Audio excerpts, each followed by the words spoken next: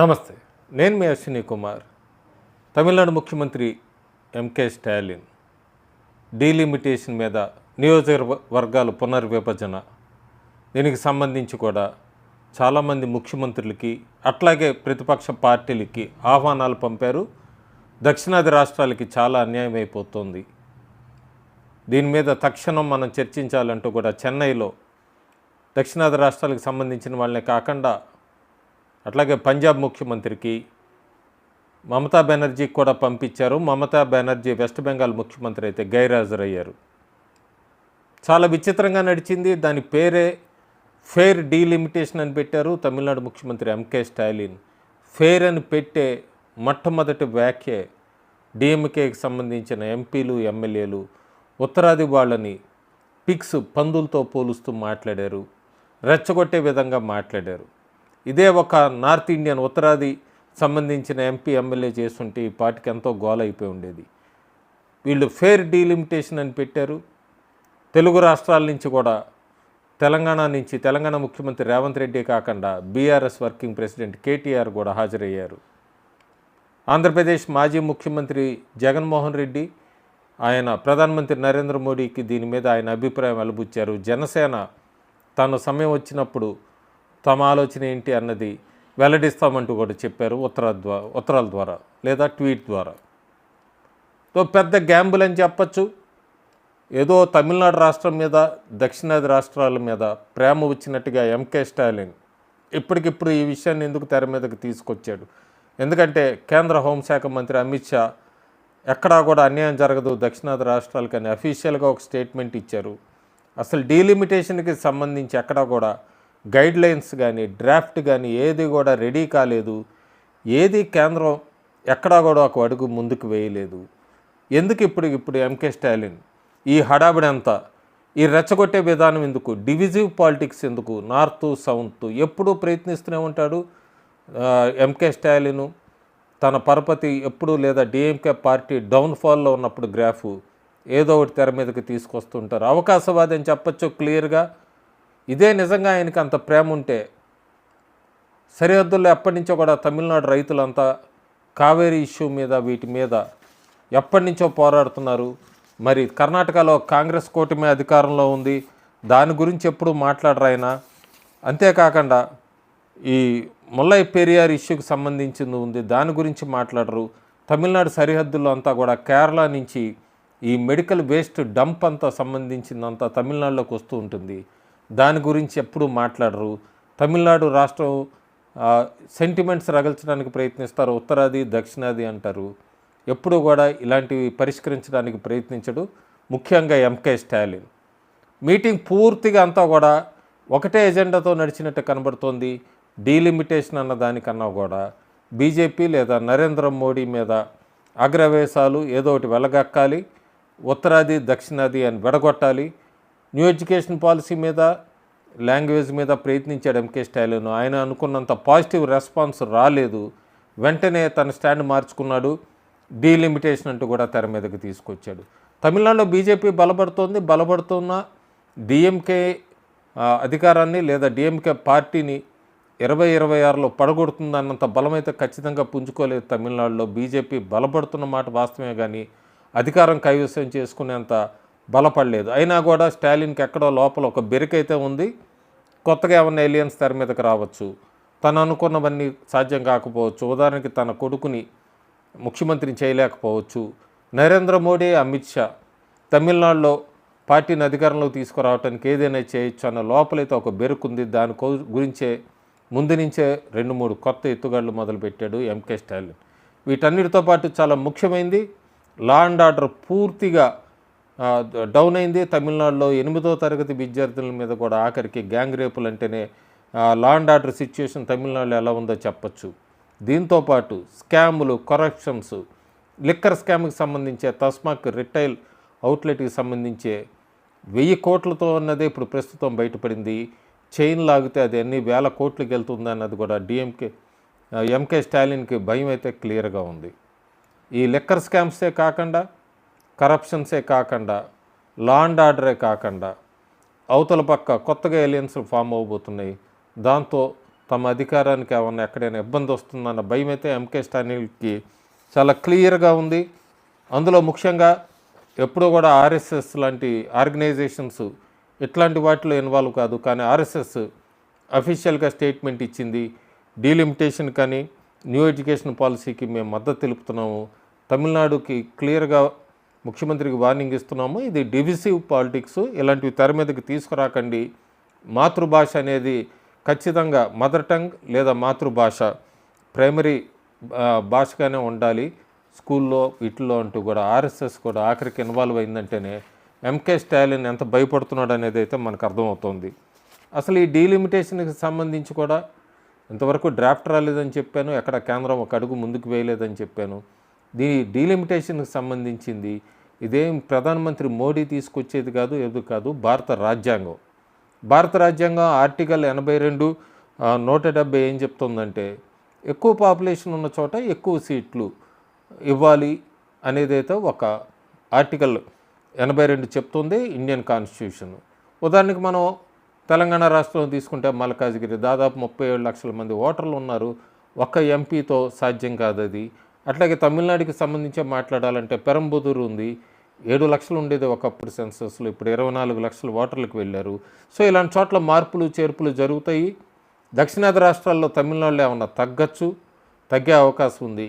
ఇంకెక్కడా కూడా దక్షిణాది రాష్ట్రాల్లో ఏ లోక్సభ నియోజకవర్గం కూడా తగ్గే అవకాశమే లేదు. ఇది స్టాలిన్కి తెలుసు, తెలంగాణ ముఖ్యమంత్రికి తెలుసు, తెలంగాణ బీఆర్ఎస్ పార్టీ వర్కింగ్ ప్రెసిడెంట్కి తెలుసు, అట్లాగే కేరళ ముఖ్యమంత్రి విజయన్కి తెలుసు.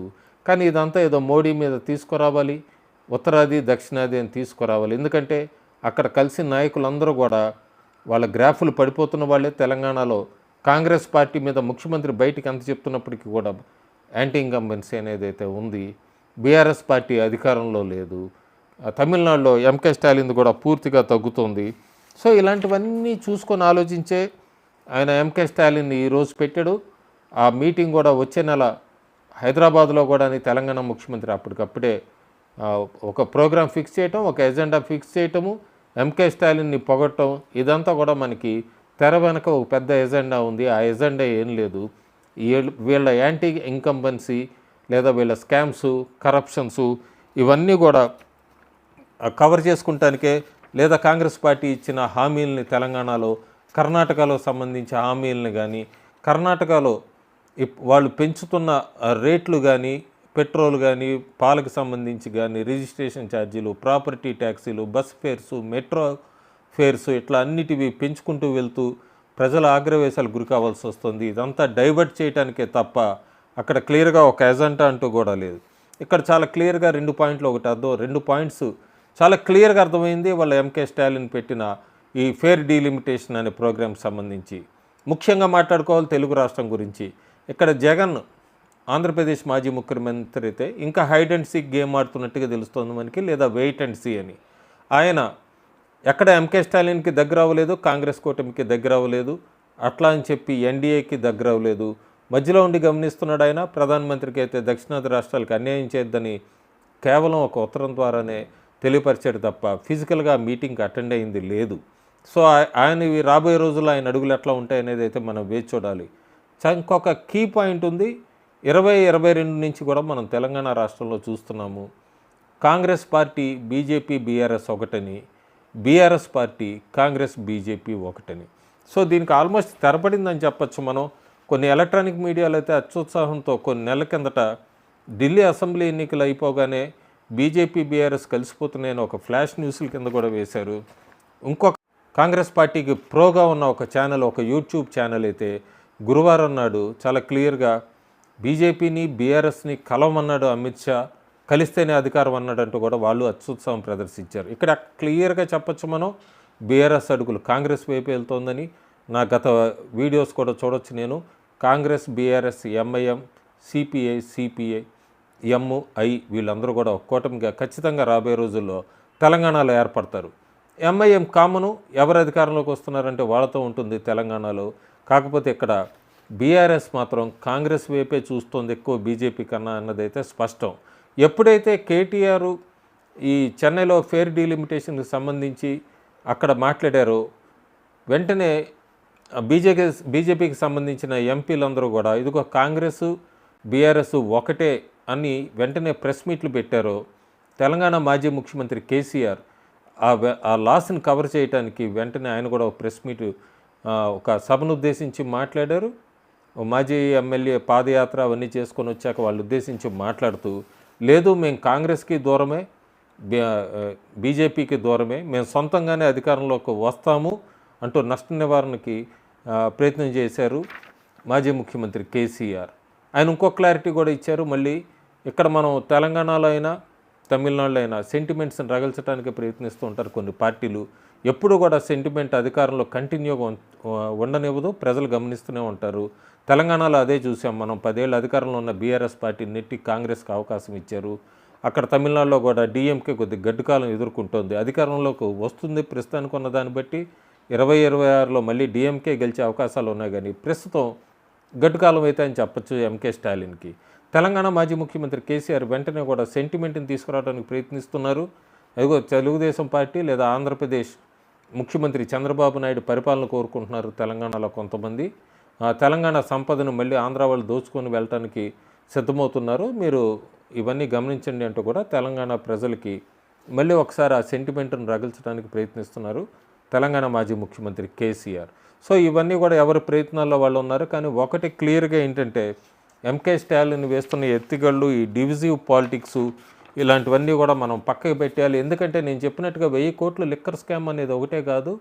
తమిళనాడు ఎంత స్కాముల్లో కూరుకుపోయిందంటే 2022, 23, 24లో వాళ్ళు క్యాపిటల్ బడ్జెట్ అంతా కూడా 1887 కోట్ల రూపాయలు ఖర్చు పెట్టినట్టుగా వాళ్ళు చెప్పారు బడ్జెట్లో. కానీ ఎక్కడా కూడా చూస్తే 23, 24కి సంబంధించి కానీ ఇదంతా కూడా దేనికి ఖర్చు పెట్టారనేది ఫ్యాక్ట్ చెక్లో చూస్తే మనకి ఒక్క ప్రాజెక్టు కూడా ఖర్చు పెట్టినట్టుగా ఉండదు.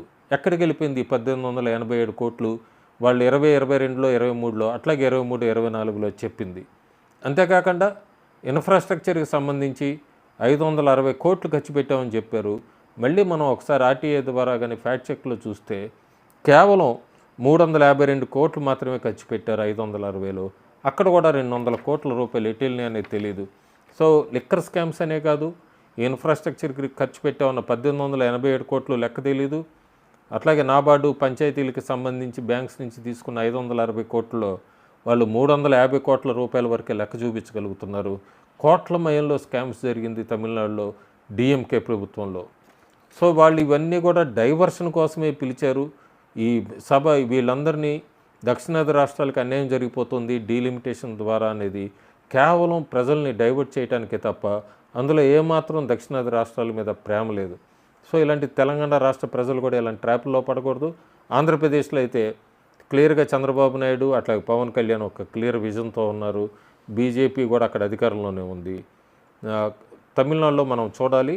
బీజేపీ అయితే వాళ్ళు కూడా ఒక ధర్నా చేయబోతున్నారు దీనికి అగైనెస్ట్గా, ప్రొటెస్ట్లకు అగైనెస్ట్గా, సేవ్ తమిళనాడు అని చెప్పి. సో ప్రస్తుతానికైతే ఎంకే స్టాలిన్ ఒక పెద్ద ఎత్తుగడ సెంటిమెంట్ లాంగ్వేజ్ మీద లింగ్విస్టిక్గా అట్లాగే ఉత్తరాది దక్షిణాది అనే గేమ్, డేంజరస్ గేమ్ ఆడుతున్నాడు. ఆ గేమ్లో 2026 అసెంబ్లీ ఎన్నికల్లో ఆయన్ని నెట్టేస్తారు అధికారం నుంచి, లేదా అదే సెంటిమెంటు గత 60 ఏళ్ళగా చూస్తున్నాం తమిళనాడులో, ఆ సెంటిమెంట్కే మళ్ళీ లోబడి స్టాలిన్నే మళ్ళీ గెలిపిస్తారనేది అయితే వేచి చూడాలి. ప్రస్తుతానికైతే స్టాలిన్ ప్రభుత్వం అయితే మొత్తం కరప్షన్లో స్కామ్స్తో నిండిపోయి ఉంది అన్నదైతే స్పష్టం. Thank you.